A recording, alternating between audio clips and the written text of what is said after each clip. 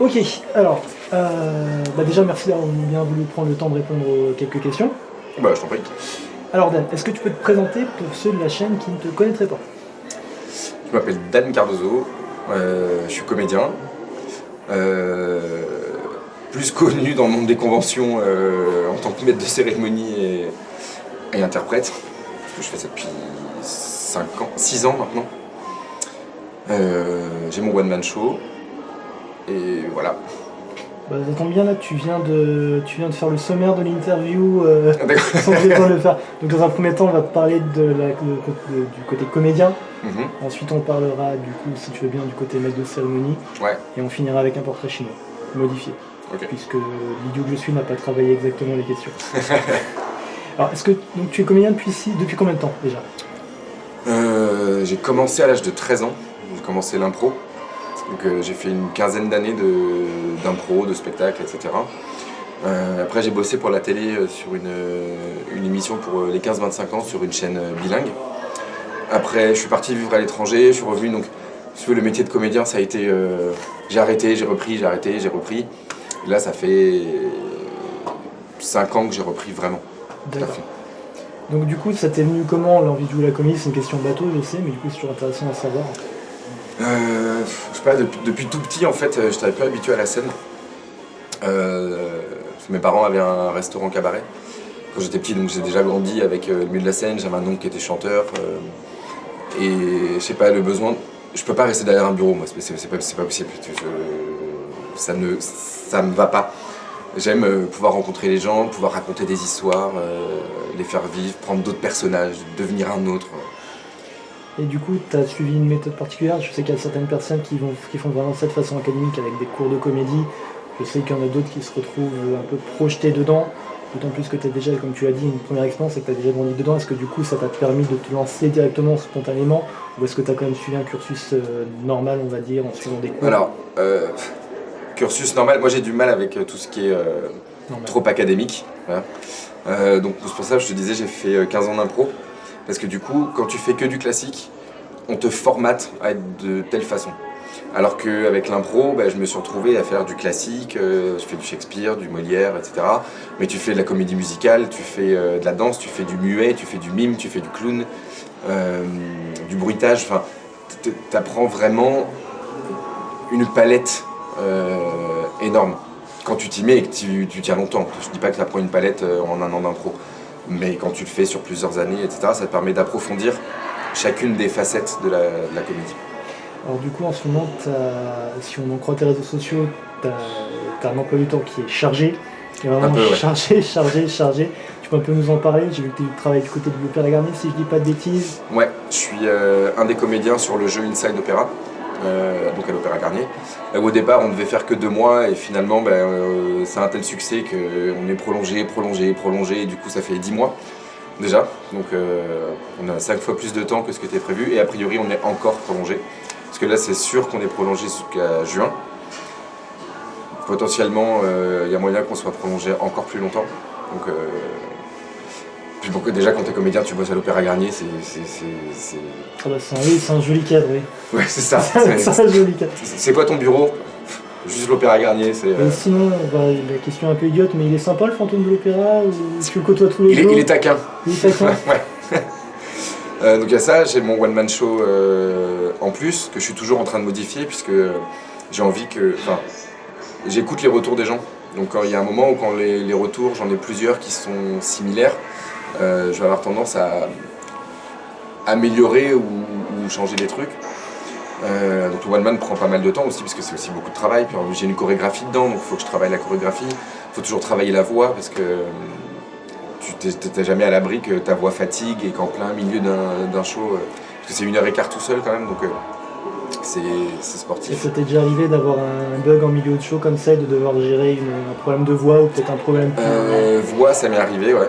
Parce que l'année dernière, je me suis fait une très grosse angine. Et jouer avec l'angine, c'est compliqué, je l'avais dit au départ, et puis de manière, les gens, ils s'attendaient, je parlais comme ça, enfin, c'était... Ah, c'est bien ton nouveau personnage. Ah non, c'est moi les gars. Donc il y a ça, après là, on rentre dans la période des conventions, donc j'ai beaucoup de conventions aussi que j'enchaîne. c'est chargé, surtout quand tu fais convention et qu'à la fin de la convention, j'enchaîne avec le spectacle. Alors, une question qui me vient en tête et que j'ai en tête depuis plusieurs semaines, mais est-ce que tu dors? Est-ce que tu as des moments où tu peux te reposer? Pas beaucoup.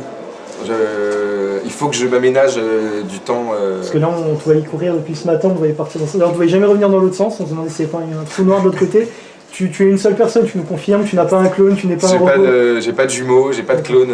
Donc, à part dans la série Umbrella Academy, du coup. C'est ça, ouais. Pour ceux, je mettrai une photo sur l'image, c'est vraiment flagrant. Du coup, ça m'intrigue.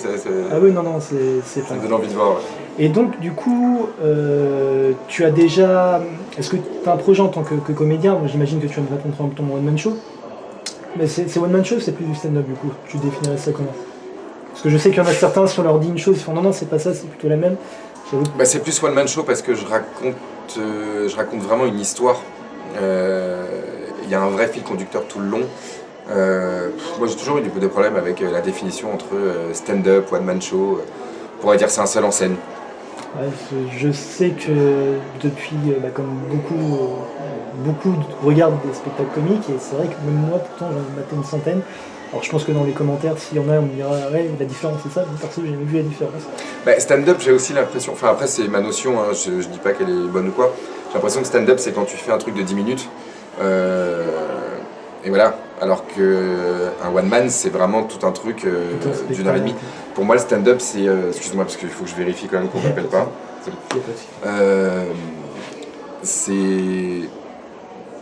ouais pour moi stand-up c'est un truc rapide, efficace. Bon, je dis pas que le one man show est pas efficace, loin de là évidemment, mais t'as pas la même construction en fait. Et du coup, pour revenir sur le one man show, comment ça se passe au niveau de l'écriture? Parce qu'en plus tu le fais évoluer régulièrement, alors comment ça se passe? Tu as eu entre guillemets une grosse session où tu as travaillé pendant X temps, et du coup tu reprends de temps à autre? Pour celui-là, ouais, alors je l'ai écrit en une semaine, mais j'avais toutes les idées qui étaient déjà quelque part dans la tête. Genre ça, un jour il faudra que je parle de ça, un jour j'aimerais parler de ça, un jour j'aimerais parler de ça. Au moment où je me suis enfin décidé à m'y mettre, je me suis posé et j'ai passé une semaine à écrire non-stop. Et après, au fur et à mesure où tu joues, tu te rends compte des choses qui marchent, celles qui marchent moins. Comme je disais tout à l'heure, les retours, je sais qu'on m'avait fait un retour à un moment, on me dit ouais, tu vois, tu parles de tel personnage, et d'un seul coup, tu n'en parles plus du tout. Et du coup, ce personnage est devenu quoi? Ah oui, c'est vrai. Alors que pour moi, c'était logique, et pour les autres, non. Donc il a fallu que je réécrive un petit bout. C'était 3 lignes, mais il a fallu que je rajoute 3 lignes pour que la transition soit plus fluide. Et comment ça s'est passé la première fois que tu es monté sur scène sur One Man Show? Du coup, est-ce que comme tu avais déjà une expérience avant, tu t'es dit oh, ça va le faire, ou alors comme du coup c'était quelque chose, c'était entre guillemets... Non, j'étais terrorisé.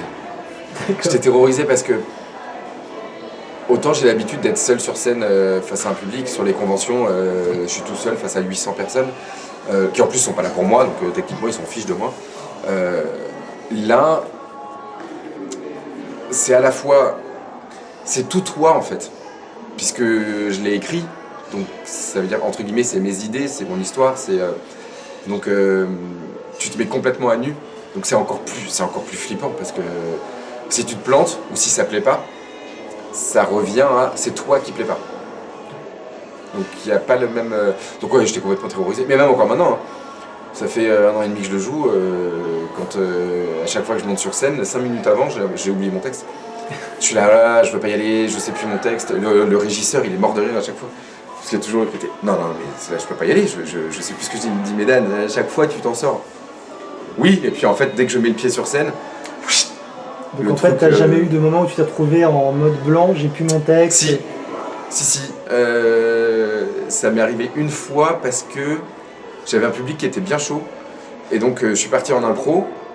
Et en fait j'ai fait tellement de digressions que je ne savais plus du tout où j'en étais. Mais par contre je l'ai assumé, j'ai regardé les gens, je fais alors par contre il va falloir que vous me disiez où j'en étais parce que là je me suis complètement paumé. Je sais plus où j'en suis, donc dites-moi quoi. Et les gens étaient là, tu parlais de ça? Je fais non, ça c'était après. Oui, parce qu'en fait, j'imagine qu'en plus, tu as un public assez fidèle, donc il y en a qui doivent connaître mieux le spectacle que toi, je pense. Oui, j'ai des gens qui ont vu le spectacle pas mal de fois, mais qui me disent à chaque fois c'est cool parce qu'en fait on revient te voir, et c'est jamais il y a toujours des différences. Donc il y a toujours des trucs qui nous surprennent ou qui sont joués différemment. Parce que pareil, il n'y a pas que le texte qu'il faut adapter, il y a aussi la manière de jouer. Est-ce que, alors là par contre c'est une question qui est peut-être un peu plus indiscrète, donc je sais pas si tu voudrais y répondre. En ce moment on est dans un contexte qui est assez compliqué on va dire. Il y a eu pas mal d'histoires assez sales au niveau sexisme, au niveau racisme, au niveau attentat, tout ça. Et comme justement j'ai cru comprendre que ton spectacle que j'ai malheureusement pas encore eu la chance de voir avait certains échos on va dire par rapport à l'actualité, est-ce que c'est pas compliqué justement de réussir à adapter de façon à en faire quelque chose de pertinent mais en même temps pas, tu vois, d'avoir le bon ton en fait. Parce que moi je voulais pas rentrer dans les clichés. Donc déjà de toute manière d'emblée je commence par dire bon bah alors pour pas trop dévoiler non plus mais ma condition ça je peux pas en parler, ça je peux pas en parler, ça je peux pas en parler, ça non plus. Merde, qu'est-ce qui me reste? Et là après je pars sur autre chose et après c'est des petites touches que je mets de temps en temps. Mode bah tiens, je vous laisse avec ça, réfléchissez à ça, bon courage. Parce que justement c'est tout un débat en ce moment par rapport à l'humour. En plus sur YouTube, hein, justement, en ce moment, il y a tout un shitstorm, on va dire, autour de certains youtubeurs qui vont beaucoup trop loin.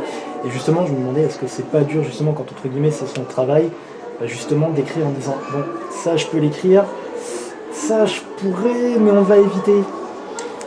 Ouais, c'est compliqué. Puis en France, on est devenu... de toute façon, on devient tellement puritain, maintenant, on peut plus rien dire, on peut plus rien faire. On sait plus où sont les limites, lesquelles elles sont, où est-ce qu'elles se situent, avec qui tu peux dire quoi. Enfin, il y a un moment... en gros, maintenant, j'ai l'impression qu'en France, tu ne peux rire que d'un truc qui te concerne toi. Le problème, c'est que tu vas rire d'un truc qui te concerne toi, mais pas avec des personnes qui sont... Voilà, mais je veux dire, si t'es noir, t'as le droit de parler des noirs. Si t'es arabe, tu peux parler des arabes. Si t'es juif, tu peux parler des juifs. Si t'es gay, tu peux parler des gays. Mais si tu n'es pas l'un de ceux-là, t'as pas le droit d'en parler. Sinon, t'es tout de suite taxé de raciste, ou d'homophobe, ou de misogyne, ou de quoi. Donc, c'est assez difficile. Tu peux plus faire de blagues. Même les blagues, maintenant, faut faire attention. Après, à l'époque, des proches disaient déjà, on peut rire de tout, avec tout le monde, mais pas avec tout le monde. Ouais, mais pas avec n'importe qui. Pas avec n'importe qui. On peut rire de tout, mais pas avec n'importe qui. C'est la phrase qui ressort le plus souvent sur internet. Mais que diraient des proches, mais que dirait Coluche voilà. Ouais, c'est ça. Et maintenant, moi j'en vois plein.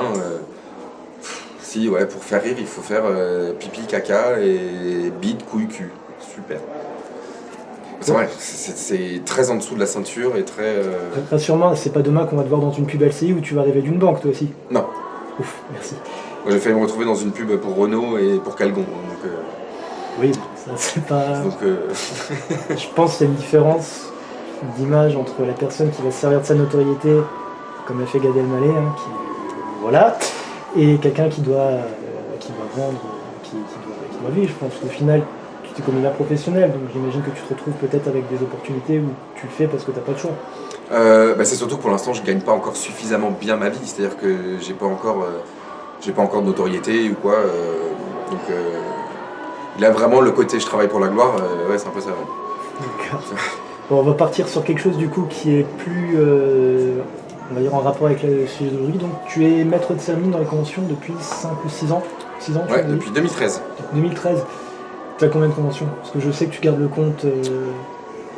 Là, je dois être. Je crois que c'est 35, un truc comme ça.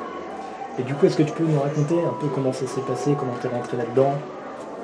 Je suis rentré, alors vraiment par hasard, dans une soirée où j'ai rencontré deux femmes, mère et fille, qui. En fait, on s'est retrouvés dans la même soirée. Et elles montaient leur organisme de convention.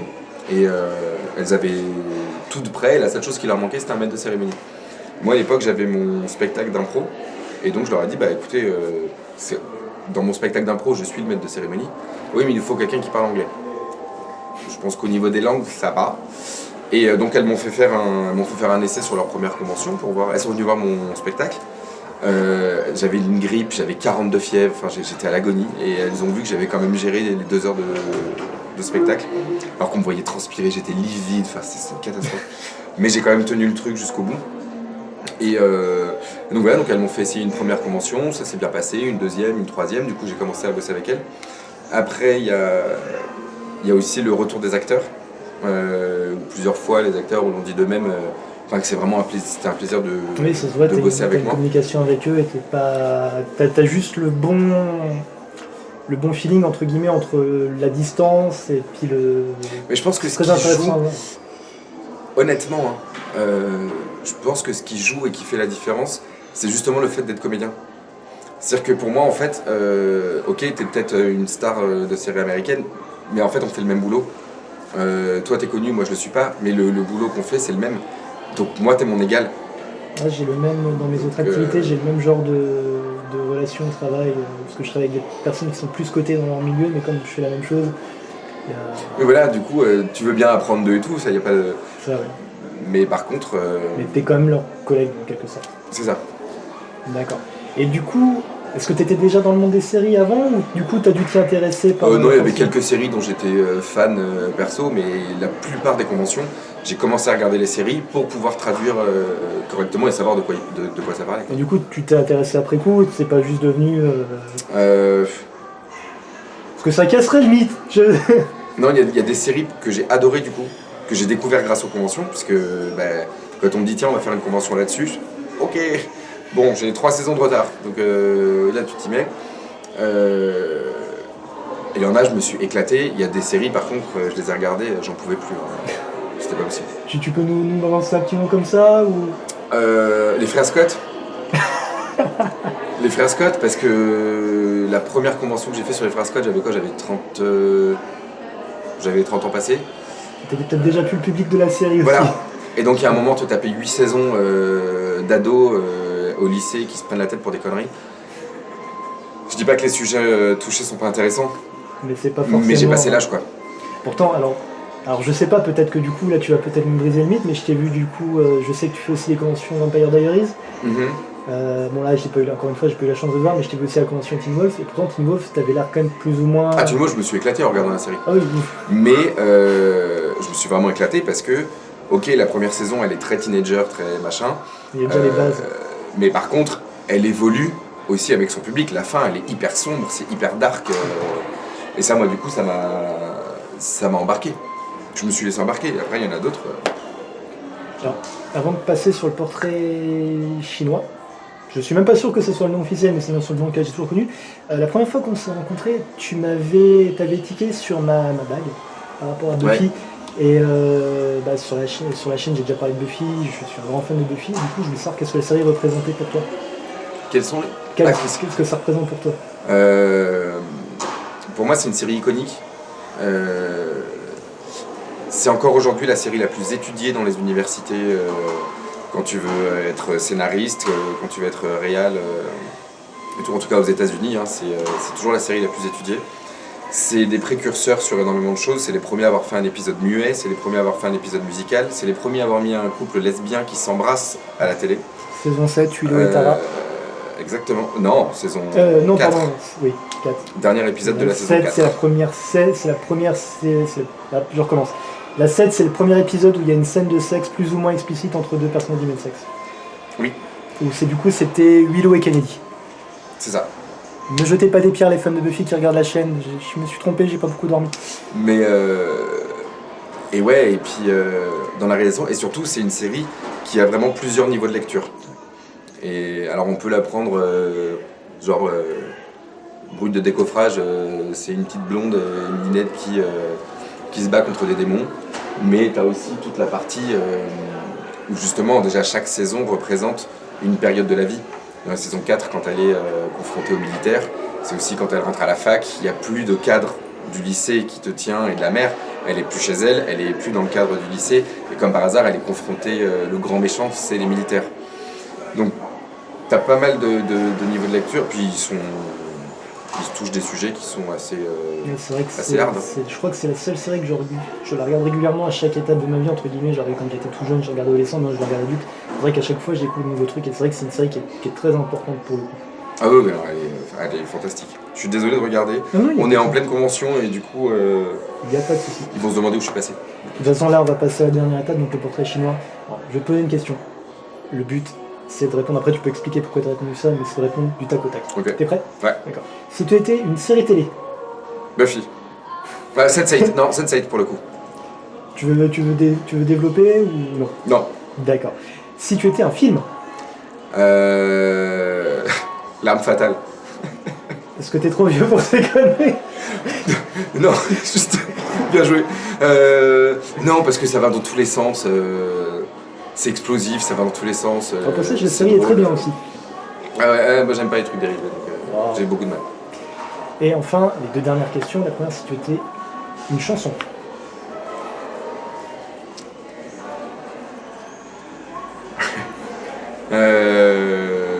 Si j'étais une chanson,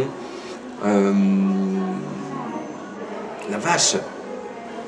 Ace Way, c'est une chanson brésilienne de Ana Carolina et Seu Jorge.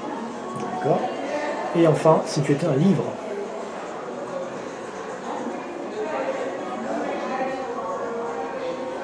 C'est dur, hein. Si j'étais un livre,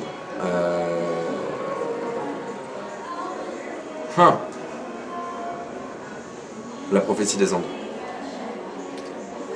Bah écoute, voilà, merci d'avoir répondu à la question. Je te laisse le mot de la fin, parce que tu as Merci à toi. chose. Bah, c'était cool, merci. Voilà. Qu'il reste que 5 dimanches pour l'instant pour le One Man Show, donc faut pas hésiter. Et que il faut quand même que j'aille leur montrer que je suis bien là et que j'ai pas disparu parce que sinon ils vont paniquer.